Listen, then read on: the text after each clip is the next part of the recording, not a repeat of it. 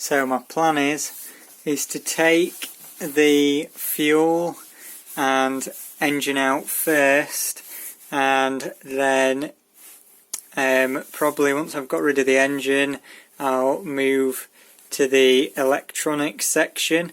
Then we'll probably get into the transmission and stuff like that, and then we'll work out how these bulkheads and arms all come off and everything after that. So I've already got the fuel tank out. It was literally just 2 screws through these 2 holes here, which is really easy. I'm going to replace all these Phillips heads, which are all chewed up like this, with hex-headed screws, so I can use my MIP drivers on them rather than a Phillips screwdriver. Anything that's like a self-tapper I'm just going to leave as a Phillips, because I don't have any self-tapping screws, whereas all these machine screws with a machine thread on like that is M3.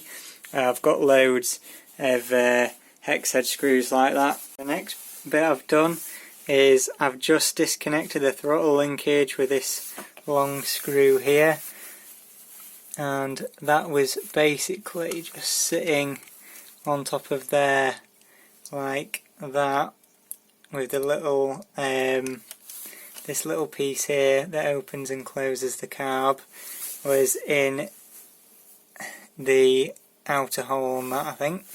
And then it looks like this cover's going to come off over here, so that's only held in by 1 screw, although it looks like it was supposed to be held in there as well, but at the minute it's just held in with 1 screw. That hole in the cover, by the way, is for adjusting your second gear.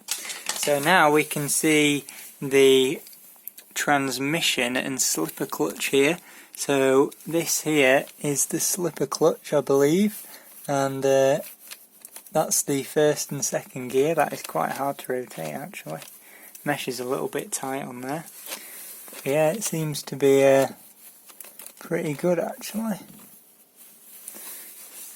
And interestingly, it's got this sort of bearing carrier here, I think it is, built into the chassis, which is interesting because the MGT 4.6 doesn't have a bearing carrier, it's just a shaft coming out the transmission here, but the 8cc version has a bearing carrier here, so that's interesting they've put that on the 3cc version. So yeah, it's a very interesting setup, I have to say, although yeah, it is a little bit too tight.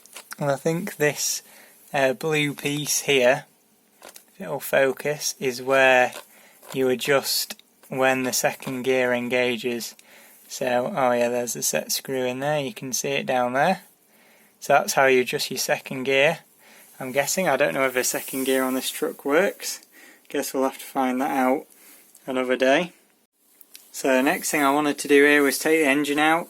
So it's actually pretty easy.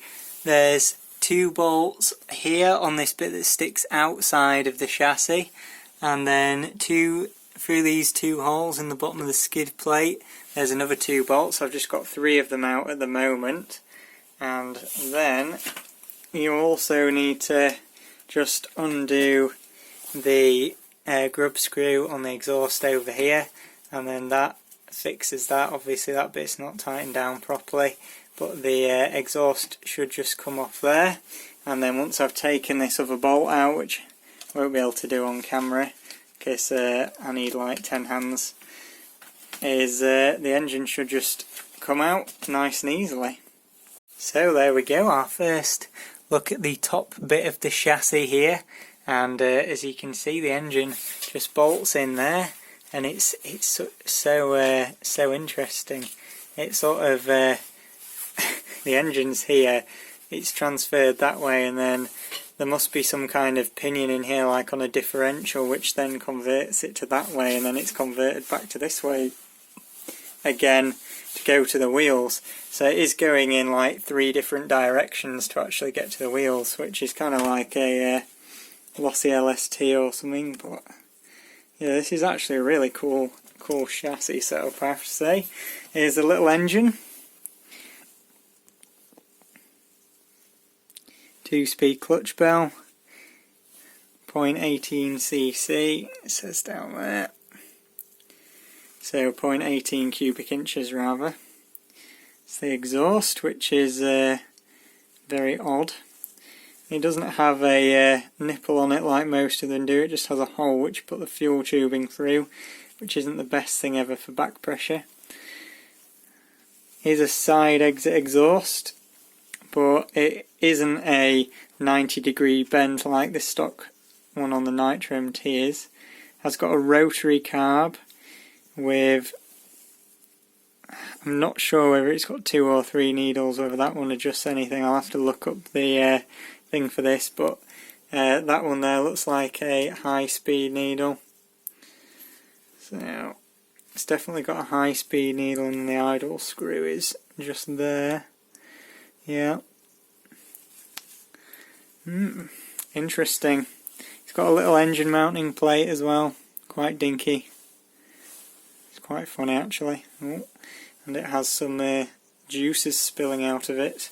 So I'll put it on the cardboard here, that's what that's for, to soak up all the juices. Lovely. Funnily enough, I did say in the video that this exhaust was a really bad design because it would collect lots of oil, and yeah, at least we can tell it wasn't running lean. It's like dripping juices out of it, so that is quite interesting. So there we go, I've got all the electronics module removed. All it took was undoing the linkages. So the brake linkage was just this setting collar, a washer and a spring.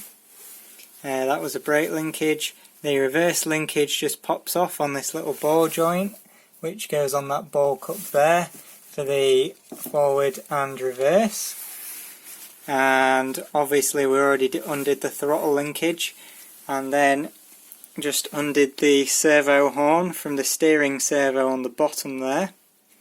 Interestingly, it's got a spot for another servo on the other side, so that is quite interesting actually. I wonder if this is the same as an MGT. I'm pretty sure the 8.0 has dual steering servos. Anyway, I don't know whether that fits actually, but this radio box is all one piece and comes out with all of your servos with just 4 screws, only 2 of which, you can see those 2 there, were attached, one on each side, so mine was even easier. And interestingly, one of them looks like a nut and the other 3 are into plastic, so hopefully the ones into plastic aren't stripped, because that would be a shame. But yeah, these are metal geared servos. That's an e-tronics one, so I'm guessing that's been upgraded. And that looks like a standard team associated one. And I was looking as well, and a lot of people were saying move the steering servo to the throttle and replace the steering servo, so it looks like someone's taken that advice on this. I'm not sure. That's a S1903, and it looks like the one on the reverse is an S1903 as well, so I'm not sure what the specs are on that. I'll have to have a look. It's probably like 3 kilograms or something, and I'm guessing this one that's metal geared will probably be 3 to 10. I wouldn't have thought it'd be anything too crazy. I haven't even tested it, to be honest, so who knows. I also said I was going to put my own radio gear in so the guy could keep that. That was one of the things that I got the price down a bit on.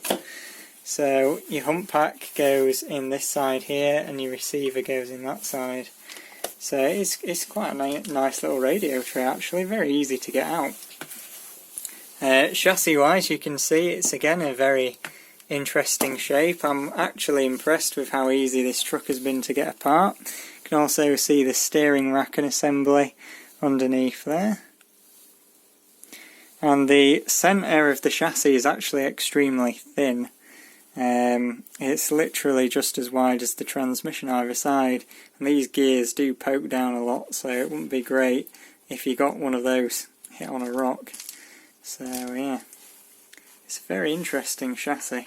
I've never had a truck like this before. I've had truggies and buggies with flat chassis, had Savages with TVPs, obviously got the Hyper MT, which is kind of a U-shaped chassis, but this is almost just a flat chassis design, but with the bottom hanging off it with the transmission. It's more like a T-Max, I guess. I've not had a T-Max, so it seems pretty similar to that. So here's a better look underneath of the truck now that I've got the skid plates off. So there's 3 pieces. There's this piece here on the rear, which should be held in by 4 screws. It's only held in by 2.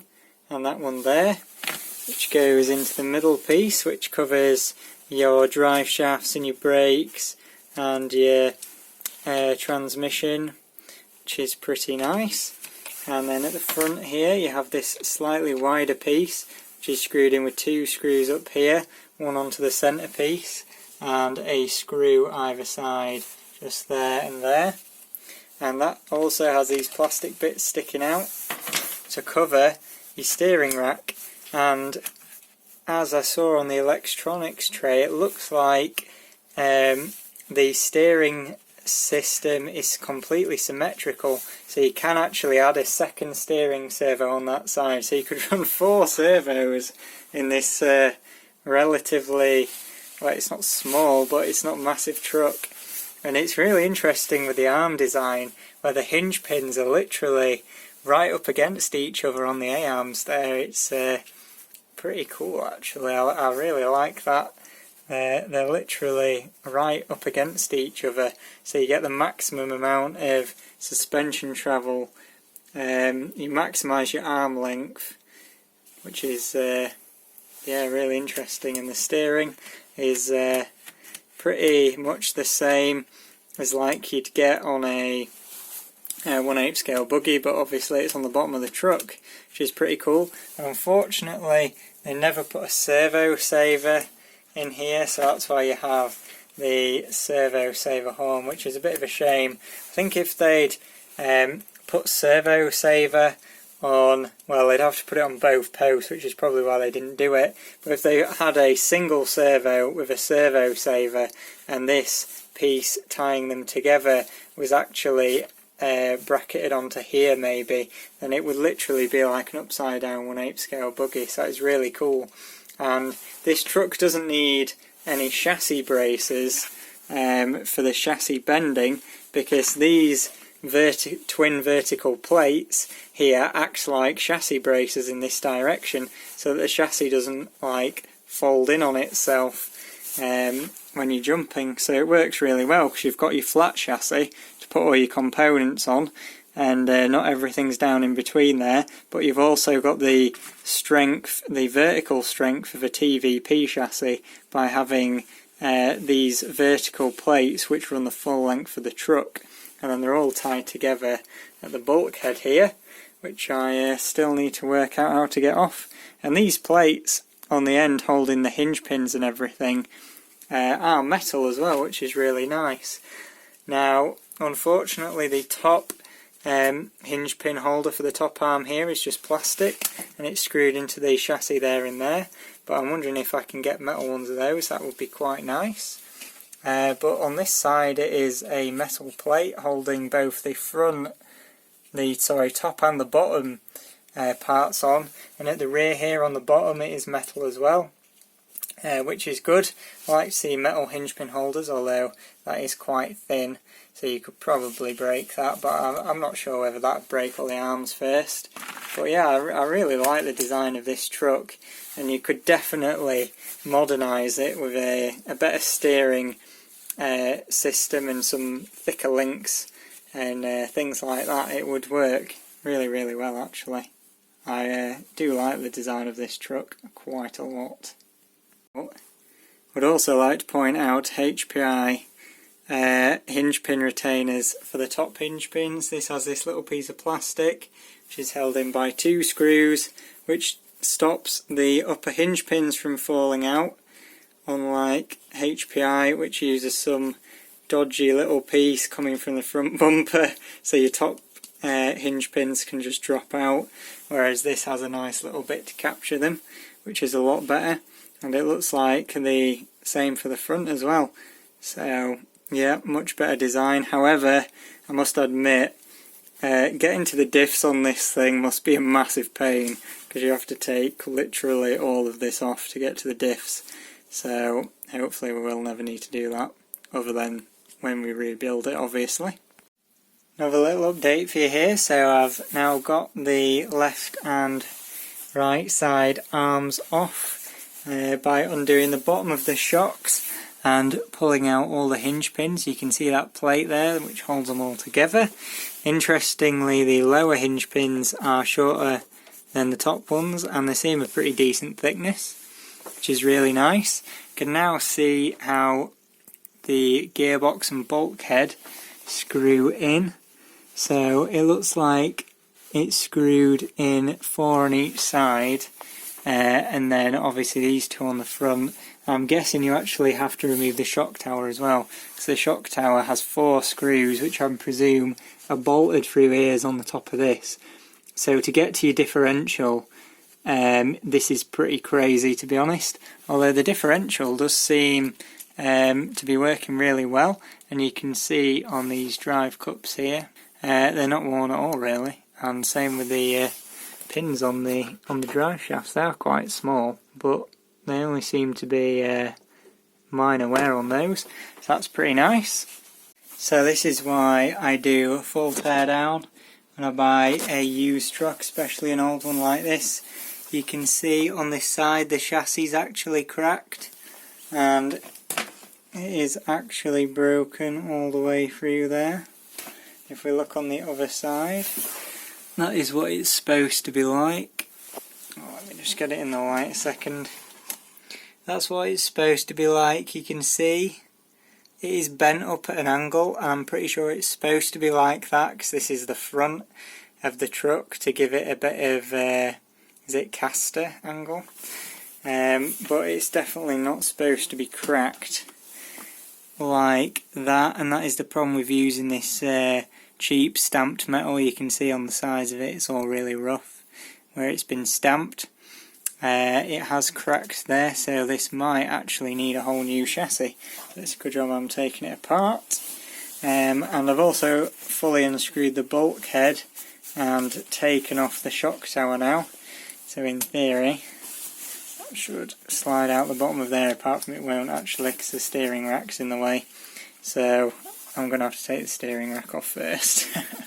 So the steering rack uses these plastic bushings rather than bearings, so I might see if I can get some steering rack bearings the same size as these, although they've got a little standoff bit on them, so I don't know whether I can. Anyway, I might leave it as it is because obviously it shouldn't be too bad. We'll see how good or bad the steering is. But there's the whole steering assembly removed. I just removed that with 2 screws from the top. And you've just got these hinge pin, the upper hinge pin holder blocks on there, and now finally the gearbox should come out, and there we go.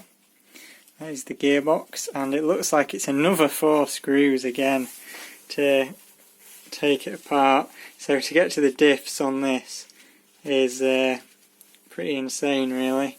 You have to take the entire truck apart just to get the diffs out, which would be annoying if you're actually doing that. This is the shock tower, by the way. So it has 4 bolts which go through these ears which poke up through the chassis there, and they've just got a nylon nut on the back, which is good because it means I can replace all of these Phillips head screws with the hex head ones, which would be a lot better. I might replace these with aluminium bits as well. We'll see. But that is pretty much the front end done. There's the centre drive shaft poking out the bottom there. And again you've got universals at the transmission end, which is really, really nice. They are plastic with a metal insert in there, which isn't too bad. Let's just have a look underneath. There we go. So that is what it looks like underneath. Just need to do the rear end next. Well, actually I might take this diff case apart first. Got the differential apart, and the teeth on it actually look really good, which is great. It just needs some new grease on it. And also notice Armour or other RTR manufacturers, this diff has been shimmed on both sides so that it fits nicely in the diff case. Also the pinion gear in here looks okay as well, so that is good really, although I must say these diffs are definitely smaller than you'd want in an 8th scale truck. I'd say these diffs are definitely 10th scale. Yeah, they're not very big at all. I mean, you can kind of see how big it is by the size of my hand.